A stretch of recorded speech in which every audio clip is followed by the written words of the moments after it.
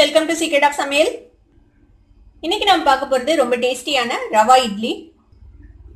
இந்த பிரேக்ஃபாஸ்ட்டும் டின்னரும் செய்கிறது தான் எப்போதும் ரொம்ப தலைவலி. என்ன செய்யலாம் அப்படின்னு யோசிச்சுக்கிட்டே இருப்போம். நம்ம மாவும் இல்லைன்னா என்ன செய்யறது அப்படின்னே புரியாது. அந்த மாதிரி சமயத்தில் இந்த மாதிரி நீங்கள் ரவா இட்லி ட்ரை பண்ணலாம். இது ரொம்ப ரொம்ப ஈஸி, சீக்கிரமே செஞ்சுக்கலாம், டேஸ்டியாகவும் இருக்கும். சரி வாங்க இந்த டேஸ்டியான ரவா இட்லி எப்படி செய்யலாம் அப்படின்னு பார்க்கலாம். ஒரு கடாயில் 1 டீஸ்பூன் அளவுக்கு எண்ணெய் விட்டுருக்கிறேன். இது கூட ஒரு அரை டீஸ்பூன் அளவுக்கு நெய் விட்டுக்கலாம். எண்ணெய் சூடாயிடுச்சு. இதில் வந்துட்டு கடுகு, கடலைப்பருப்பு, உளுத்தம்பருப்பு 3 எடுத்து வச்சுருக்கேன். தாளிச்சிடலாம். இந்த கடுகு லேசாக பொரிஞ்சதும் முந்திரி பருப்பு கொஞ்சம் இந்த மாதிரி சாப் பண்ணி வச்சுருந்தேன், அதையும் ஆட் பண்ணிடுவேன். இது கூடவே கொஞ்சமாக பெருங்காயத்தூள் ஆட் பண்ணிக்கலாம். முந்திரி செவந்துருச்சு. இதில் கொஞ்சமாக இஞ்சி, பச்சை மிளகாய் 2 துருவி வச்சுருக்கேன். இஞ்சி துருவி வச்சுருக்கேன், பச்சை மிளகாய் 1 நறுக்கி வச்சுருக்கேன், அதையும் ஆட் பண்ணிடுங்க. இது கூடவே கொஞ்சமாக கேரட் துருவி வச்சுருக்கேன், கொஞ்சம் பீன்ஸ் நறுக்கி வச்சுருக்கேன், இதையும் சேர்த்திடலாம். இதையும் லேசாக வதக்கிக்கலாம். லேசாக வதக்குனீங்கன்னா போதும். ஏன்னா நம்ம ஆவியில் வேக வைக்க போகிறோம். அந்த டைமில் இது வெந்துடும். காய்கறியெல்லாம் நம்ம பொடி பொடியாக தானே போட்டிருக்கோம், அதனால சீக்கிரமே வெந்துடும். லேசாக வதங்கிடுச்சு. இந்தளவுக்கு வதங்கினா போதும். இப்போ இது கூட நம்ம எடுத்து வச்சிருக்கிற 3/4 கப் அளவுக்கு ரவை சேர்த்திடலாம். இந்த ரவையும் இதோட சேர்த்து லைட்டாக வதக்கிக்கோங்க. லேசாக ஃப்ரை ஆகணும் இந்த ரவை, அந்த அளவுக்கு இதை வதக்கிக்கலாம். இந்த ரவா இட்லிக்கு வந்துட்டு ஒரு ஸ்டோரி சொல்லுவாங்க. பிரிட்டிஷ் டைமில் வந்துட்டு அரிசிக்கு வந்து பெரிய பஞ்சம் வந்துச்சான். அந்த டைமில் கண்டுபிடிக்கப்பட்டது தான் இந்த ரவா இட்லியா. இது வந்து கர்நாடகாவில் வந்துட்டு ரொம்ப ஃபேமஸான ஒரு ஃபேம் தான் இது கண்டுபிடிச்சாங்க அப்படின்னு சொல்லுவாங்க. அதுக்கப்புறம் இந்த ரவா இட்லி வந்து எல்லா பக்கமும் ரொம்ப ஃபேமஸ் ஆயிடுச்சு. ஆக்சுவலாக இது உப்புமாவுக்கு ஒரு ஆல்டர்னேட்னு சொல்லலாம். நம்ம உப்புமாவாக கொடுத்தா சாப்பிட மாட்டாங்க. ஆனால் இந்த மாதிரி ரவா இட்லியாக சுட்டு கொடுத்தோம்னா கொஞ்சம் டிஃப்ரெண்ட்டாக இருக்கும் இது, அதனால விரும்பி சாப்பிடுவாங்க. இதை லேசாக வறுத்துக்கோங்க. இந்த மாதிரி சூடு ஏறணும் ரவை. ஒரு லேசான ஒரு ரவை வறுப்பட்ட மனம் வரும், அது வரைக்கும் வறுத்துக்கலாம். ஒரு 1 நிமிஷம் வறுத்தீங்கன்னா போதும். கைவிடாம பாருங்க, இல்லைன்னா கலர் மாறி போயிடும் ரவை. இது பாருங்க, கேரட் போட்டதுனாலேயே ஒரு நல்ல ஒரு எல்லோயிஷ் கலர் வந்திருக்குது இந்த ரவையில. இந்த அளவுக்கு வறுத்தா போதும். நம்ம அடுப்பு ஆஃப் பண்ணிடலாம். இதுல கொத்தமல்லி தழை கொஞ்சம் சேர்த்திடலாம். சாப் பண்ணி வச்சிருக்கிற கொத்தமல்லி தழை இதையும் மிக்ஸ் பண்ணி விட்டுருங்க. இப்போ இது கொஞ்ச நேரம் ஆறட்டும். இது ஆறுனதுக்கு அப்புறம் இதில் நம்ம தயிர் மிக்ஸ் பண்ண போகிறோம். இப்போ இந்த ரவை ஆற வரைக்கும் வெயிட் பண்ணலாம். நம்ம வறுத்து வச்சது எல்லாத்தையும் ஒரு பவுலில் மாற்றிட்டேன். இப்போ இதுக்கு தேவையான அளவுக்கு உப்பு சேர்த்திக்கலாம்.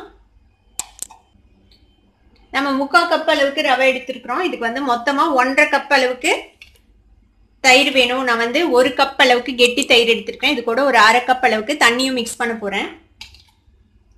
இப்போ இந்த தயிர் இதில் ஆட் பண்ணிடலாம். இது கூட ஒரு அரை கப் அளவுக்கு தண்ணியும் ஆட் பண்ணிக்கலாம். இது மிக்ஸ் பண்ணிடுங்க. இந்த மாதிரி மிக்ஸ் பண்ணிட்டோம். இந்த ரவை வந்து இந்த தயிர் எல்லாம் அப்சர்வ் பண்ணிடும். கொஞ்ச நேரம் இப்படியே ஊறட்டும். அதுக்கப்புறமேட்டு நம்ம இன்னும் கொஞ்சம் தயிரும் தண்ணியும் விட்டு மிக்ஸ் பண்ணிக்கலாம். இப்போ இது இப்படியே மூடி வச்சிடலாம் ஒரு 10 மினிட்ஸ்க்கு. நம்ம ரவை ஊற வச்சு ஒரு 10 நிமிஷம் ஆச்சு. இப்போ ஓப்பன் பண்ணி பார்ப்போம். பாருங்க எவ்வளோ திக்காயிடுச்சு பாருங்க. எல்லாம் அப்சர்வ் பண்ணிடுச்சு நம்ம ஊற்றின தயிர் எல்லாமும். இப்போ இதில் இன்னும் கொஞ்சம் நான் மீதி வச்சுருக்கேன். அந்த தயிரும் தண்ணியும் விட்டுடலாம். இது ரொம்ப லூஸான பேட்டராக இல்லாமல் கொஞ்சம் திக்கான பேட்டராக நம்ம பண்ணிக்கலாம். இப்போ இந்த மாவுக்கு கொஞ்சமாக சோடாப்பு போட்டு நம்ம மிக்ஸ் பண்ணணும். அப்படிதான் உங்களுக்கு புஸ் புஸ்ன்னு வரும் இட்லி. இதுக்கு ஒரு 1/4 டீஸ்பூனுக்கும் கொஞ்சம் கம்மியாக போடுறேன் சோடாப்பு. இது கொஞ்சமாக தண்ணி விட்டு இதை மிக்ஸ் பண்ணிக்கோங்க. இது மிக்ஸ் பண்ணி இது இந்த மாவில் விட்டுடலாம். சோடா போட்டு ரொம்ப நேரம் வைக்கக்கூடாது. மாவை போட்டு உடனே கலந்த உடனே நீங்கள் வந்து இட்லி ஊற்றிடணும். இப்போ தண்ணி சுட வச்சிருக்கிறேன் அடுப்பில் ஸ்டீம் பண்ணுறதுக்கு. நல்லா ஈவனாக மிக்ஸ் பண்ணி விட்டுருங்க. எல்லா பக்கமும் ஈவனாக பரவுற மாதிரி பாருங்க. நல்லா மிக்ஸ் பண்ணிட்டோம். இந்த கன்சிஸ்டன்சி பார்த்துக்கோங்க. இந்த அளவுக்கு இருக்கணும். ரொம்ப தண்ணியாக இருக்கக்கூடாது. இட்லி ஊற்றுறதுக்கு நம்ம என்ன கன்சிஸ்டன்சியில் வச்சுருக்கோமோ அந்த அளவுக்கு கன்சிஸ்டன்சியில் வச்சுக்கோங்க.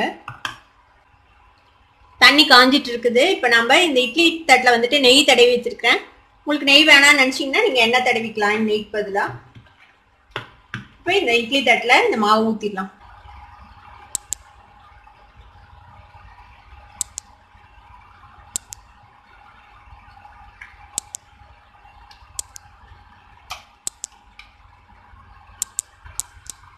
நம்ம இட்லி ஊற்றிட்டோம். இப்போ பாத்திரத்தில் ஸ்டீம் பண்ணுறதுக்கு தண்ணி கொதிச்சுட்டு இருக்குது. இப்போ இதுக்குள்ளே நம்ம இந்த இட்லி தட்டை வச்சிடலாம். இதை மூடி போட்டு ஒரு 8-10 நிமிஷம் நீங்கள் வேக வைங்க. நான் ஒரு 10 நிமிஷம் வச்சுருக்கேன். 10 நிமிஷத்தில் இந்த இட்லி ரெடி ஆகிடும். 10 நிமிஷம் ஆயிடுச்சு நம்ம இட்லி வேக வச்சு. இப்போ ஓப்பன் பண்ணி பார்ப்போம். பாருங்க எவ்வளோ அழகாக வெந்திருக்குது. இப்போ இது வெந்துருச்சா அப்படின்னு எப்படி செக் பண்ணலான்னா, இந்த மாதிரி ஒரு டூத் பிக் எடுத்துக்கோங்க. டூத் பிக் வந்துட்டு நீங்கள் இன்சர்ட் பண்ணி பாருங்கள். எதுவும் மாவு ஒட்டாமல் வந்துச்சுன்னா வெந்துருச்சுன்னு அர்த்தம். பாருங்க க்ளீனாக வந்திருக்குது, வெளியில் வெந்துருச்சு. இது கொஞ்சம் ஆற விட்டு நம்ம இதை எடுத்துக்கலாம். இது லைட்டாக ஆற விட்டு அப்புறம் எடுங்க. அப்போ தான் உங்களுக்கு எடுக்கிறதுக்கு ஈஸியாக வரும். இது பாருங்க எவ்வளோ அழகாக வந்திருக்குது நம்மளோட ரவா இட்லி.